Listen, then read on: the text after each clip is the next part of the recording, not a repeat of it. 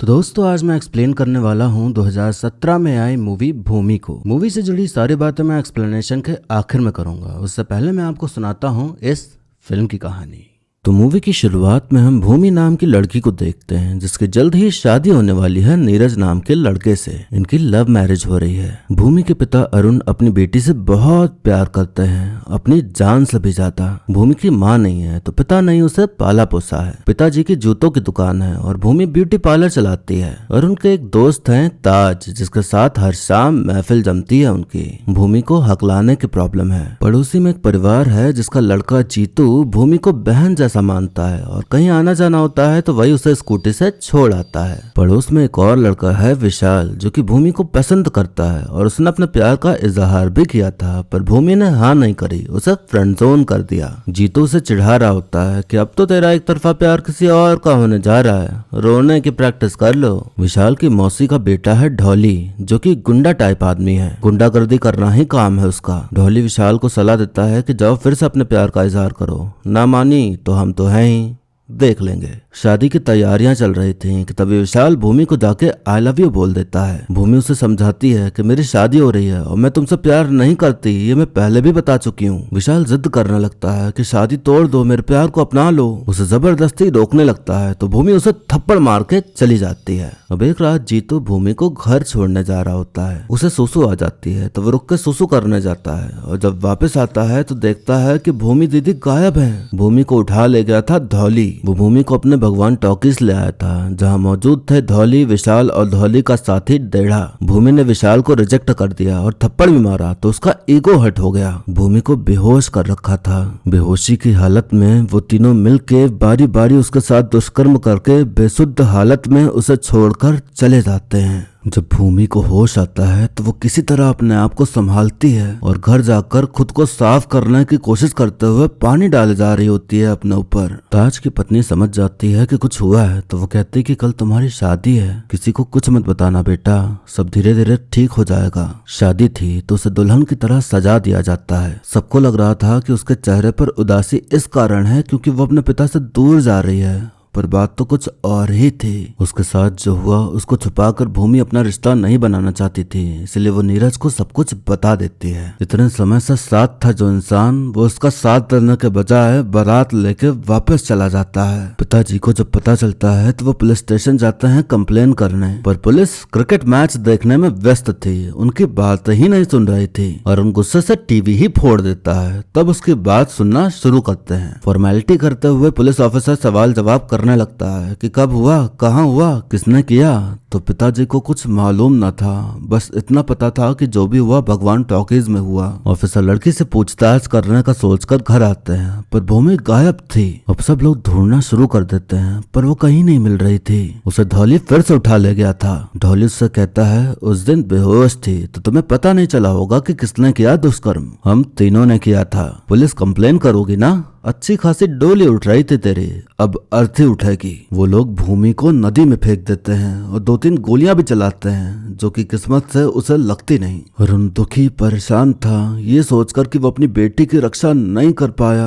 भूमि को मार के ये तीनों नाच देखने चले जाते हैं, ऐसे एंजॉय कर रहे थे जैसे कुछ हुआ ही ना हो। भूमि मरी नहीं जिंदा थी, उसे कोई हॉस्पिटल में एडमिट करा देता है। अरुण से अपनी बेटी की यह हालत देखी नहीं जाती। अरुण जब उसके पास आता है तो होश आने पे भूमि अपने पिता से ही डर के बेहोश हो जाती है। उन तीनों ने खौफ भर दिया था भूमि के जहन में मर्द जात को लेकर। दोबारा होश आने पे भूमि अपने पिता का हाथ पकड़ के फूट फूट कर रोती है। भूमि सब कुछ बता देती है और फिर केस जाता है कोर्ट में। प्रोसिक्यूशन भूमि को ही चरित्रहीन साबित करने में लगा हुआ था। उन्होंने अलग ही कहानी बना दी कि भूमि विशाल को चाहती थी और उसके मना करने पर उस पर दुष्कर्म करने का इल्जाम लगा रही है। ये भूमि के पिता उसकी शादी इसलिए इतनी जल्दी कर रहे हैं क्योंकि उसका कैरेक्टर ठीक नहीं है। सारे सबूत खरीद लिए गए या बदल दिए गए थे। धौली शादीशुदा था फिर भी ऐसा गंदा काम किया और कोर्ट में आके कह रहा है कि वो ऐसा कर ही नहीं सकता, ये हमारे संस्कार में नहीं है। फिर वकील भूमि से ऐसे ऐसे सवाल पूछ रही होती है कि कितनी देर तक किया,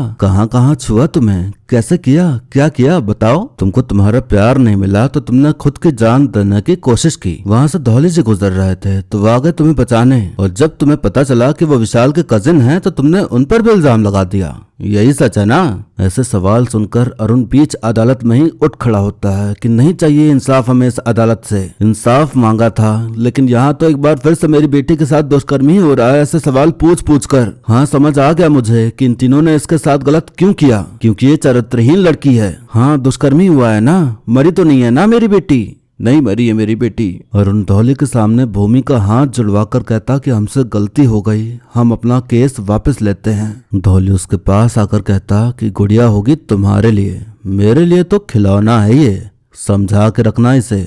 बाप बेटी दोनों लोग एक दूसरे के सामने आगे बढ़ने की एक्टिंग करना शुरू कर देते हैं, जैसे सब बहुत पीछे छूट गया, सालों पहले की बात हो कोई। पर अंदर ही अंदर दोनों लोग घुट घुट के जी रहे थे। हर रोज उन्हें ये बात सताती थी कि इतना गलत हुआ पर इंसाफ न मिला। मोहल्ले वालों ने बातचीत ही बंद कर दी थी। लोगों ने अरुण की दुकान पर आना बंद कर दिया था और भूमि को भी काम मिलना बंद हो गया था, सिर्फ इस वजह से कि उसके साथ दुष्कर्म हुआ है। दोनों को ही समझ आ रहा था कि दोनों एक दूसरे के सामने बस खुश और सब कुछ भूल जाने की एक्टिंग कर रहे हैं। एक दिन अरुण को अपने इमोशंस पर कंट्रोल नहीं हो पाता और वो रो पड़ता है। भूमि कहती, जिन लड़कियों के साथ गलत होता है उन्हें जीने का हक नहीं होता क्या? एक आम आदमी ने कानून के भरोसे कुछ करने की कोशिश की और नहीं हुआ तो अब क्या करें? अब क्या मोमबत्ती लेके बैठ जाएं धरना देने, या अपने आप को जला दें और चिल्लाएं कि हमें इंसाफ नहीं मिला? दुनिया की सोच नहीं बदल सकती मैं, कानून को नहीं बदल सकती मैं, लेकिन मैं सर उठा के जी सकती हूँ। आपकी बेटी नहीं चाहती कि आप अपना सर झुकाओ पापा,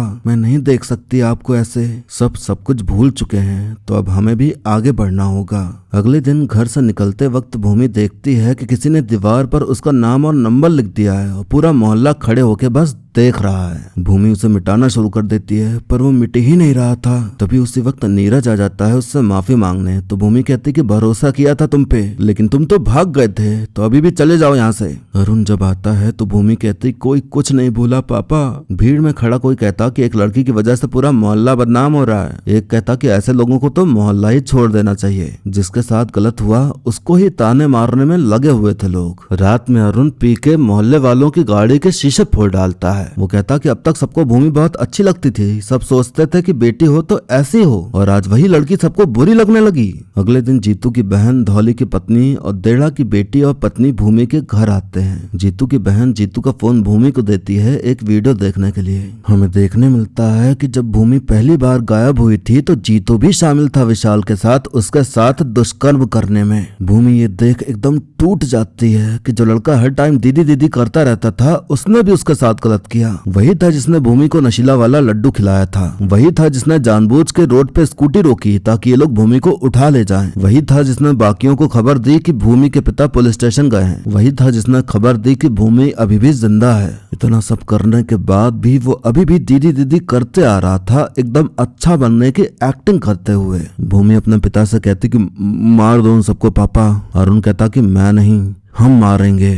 रंजीत को अगवा कर लेता है। सबसे ज्यादा गलत इसी ने किया था, इसलिए इसे पहले पकड़ा। इन दरिंदों के परिवार में मौजूद सभी महिलाओं ने इनके खिलाफ बगावत छेड़ दी थी। वो वीडियो सबने देखा तो सबको सारा सच पता चल गया था। अरुण जीतू से कहता है मैं तुझे तड़पा तड़पा के मारूंगा। विशाल अब खौफ खाने लगा था अरुण से। उसे देख अपनी पैंट गीली कर देता है वो।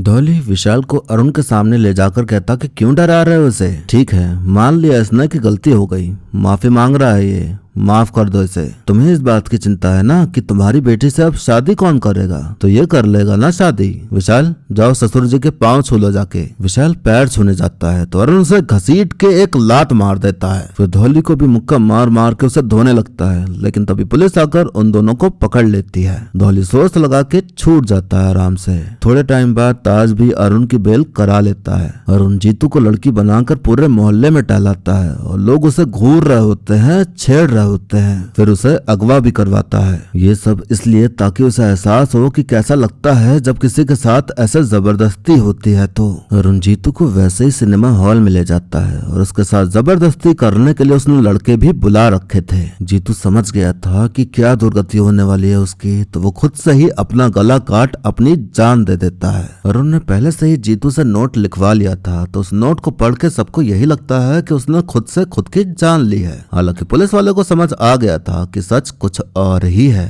धौली का साथी देढ़ा टैटू बनाने में माहिर था। अरुण उसके पास जाकर उसके माथे पर RAPIST लिख देता है टैटू करने वाली मशीन से। पुलिस वाला अरुण को उसकी की रिंग पकड़ाते हुए कहता कि जरा ध्यान से करो। की रिंग उसे वहाँ मिली थी जहाँ जीतू मरा पड़ा मिला। पुलिस वाला इतना भी बुरा नहीं था जितना स्टार्टिंग में लग रहा था। उसे भी पता था कि ऐसे तो न्याय मिलने से रहा तो न्याय पाने का यही तरीका सही है। डेढ़ा भूमि के घर आकर तोड़फोड़ मचा देता है और धमकी देता है कि अपने बाप को रोक लो नहीं तो तुम दोनों मारे जाओगे। ताज डेढ़ा से भिड़ जाता है तो डेढ़ा उसका सर खंबे में लड़ा देता है जिससे कि उसकी मौत हो जाती है। अब और भी ज्यादा बौखला जाता है अरुण कि उसके दोस्त को मार डाला उन लोगों ने। अरुण डेढ़ा को पहले दौड़ा दौड़ा के खूब मारता है, फिर उसे ट्रेन के सामने खड़ा कर उसकी चटनी बना डालता है। विशाल अपनी जान बचा के दूसरे शहर भाग रहा होता है पर अरुण के होते कैसे भाग पाता। अरुण और भूमि उसे बस में ही घेर लेते हैं। भूमि उससे कहती कि हर दिन कोई लड़की किसी लड़के को ना कहती है तो क्या लड़का उसके साथ गलत कर देगा क्या।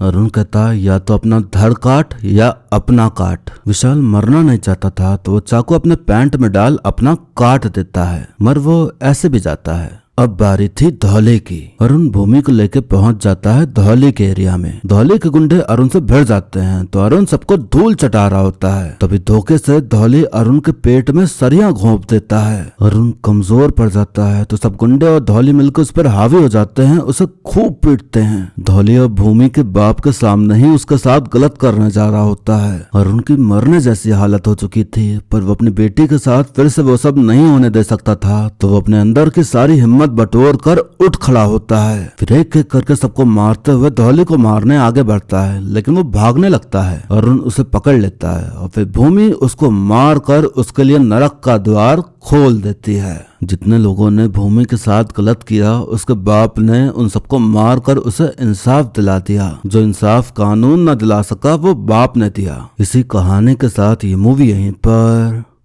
खत्म हो जाती है।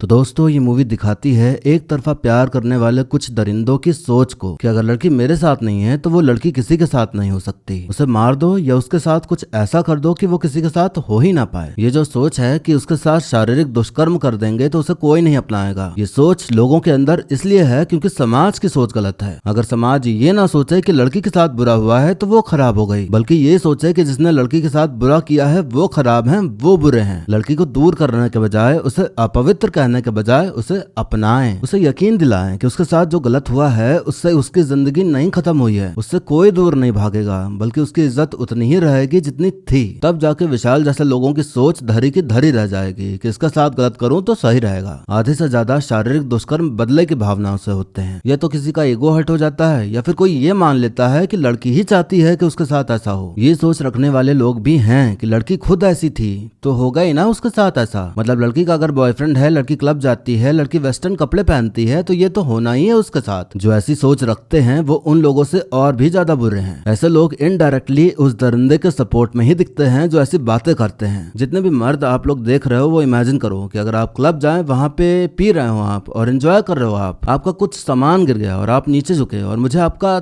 तन दिख गया, फिर बाद में क्लब में नाचते हुए आप मेरे सामने आ गए तो एक अच्छे इंसान के नाते आप स्माइल करके निकल गए, तो क्या मैं ये मान लूं कि आप चाहते हैं कि मैं आपके साथ कुछ करूं? अजीब लग रहा होगा ना सुन के। एक चीज होता है कंसेंट। बिना सामने वाले के कंसेंट के, बिना उसकी मर्जी के आप उसके साथ कुछ भी कर रहे हो वो दुष्कर्म ही माना जाएगा। आप ये सोच के नहीं चल सकते कि इसका तो बॉयफ्रेंड है तो इसने तो किया ही होगा कितनी बार, तो मेरे साथ भी कर ले तो क्या बुरा है, सेम ही तो है सब कुछ। नहीं, ऐसा नहीं होता। अभी वाराणसी में एक लड़की के साथ दुष्कर्म हुआ है। 21 दिन तक रील्स बन रही थी इस न्यूज के ऊपर, तो कमेंट बॉक्स में देखने मिला कि लोगों को इस बात की चिंता नहीं है कि लड़की अभी ठीक है या नहीं, या उस पे अभी क्या गुजर रही होगी। ना ही कोई ये बात कर रहा है कि कौन है वो लोग जिन्होंने उसके साथ दुष्कर्म किया। लड़की क्लब गई हुई थी तो वहां से नशा करा के उसे ले जाया गया था और जो लोग ले गए थे उसके जानने वाले ही लोग थे। तो लोगों का ये कहना है कि क्लब गई ही क्यों थी लड़की, ऐसी जगह पे जाएगी तो ऐसा होगा ही ना।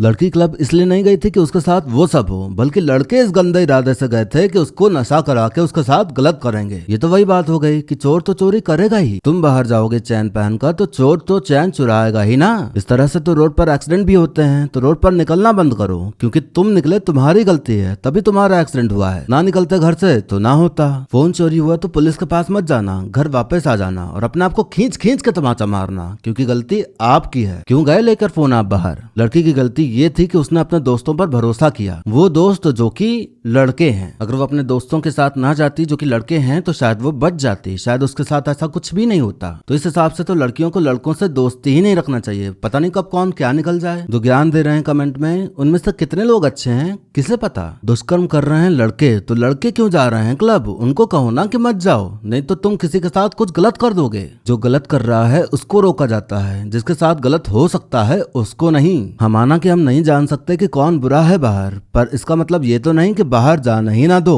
कितनी ही बुराइयां हो दुनिया में, हमें फिर भी भरोसा करना पड़ेगा इस दुनिया पर, और रिस्क लेना ही पड़ेगा। कुछ हो जाएगा इसके डर से जब आप घर में नहीं बैठते तो दूसरों को भी घर में बैठने की हिदायत ना दें। अगर आपको लगता है कि आप कुछ कर देंगे, आपकी फीलिंग्स कंट्रोल में नहीं रहती, तो बेहतर होगा कि आप घर में बैठें। फिल्म की बात करें तो फिल्म की कहानी बहुत अलग नहीं थी। बदला लेने के ऊपर कई सारी मूवीज बन चुकी हैं, तो ये भी उनमें से ही एक है। ये मूवी उनमें से एक है जिनके शुरू होते ही पता होता है कि इनका अंत कैसा होगा। इसमें संजय दत्त और अदिति राव हैदरी ने जो बाप बेटी का किरदार निभाया है वो काफी सही लगा ही नहीं कि दोनों एक्टिंग कर रहे हैं, बल्कि यही लगा कि दोनों सच में बाप बेटी हैं। डायलॉग्स काफी बेकार लिखे गए, आधे से ज्यादा डायलॉग ऐसे हैं कि समझ ही नहीं आता कि कैरेक्टर जो बोल रहा है वो सच में मीन करता है या सरकास्टिकली बोल रहा है। बाकी और जितने भी सह कलाकार फिल्म में मौजूद हैं उन सब का काम भी बढ़िया ही देखने मिला। अब और कुछ तो बताने को रहा नहीं, तो वीडियो को यहीं पर खत्म करते हैं। लेकिन जाने से पहले आप बताइए कि आपको मूवी की कहानी और मेरा एक्सप्लेन करना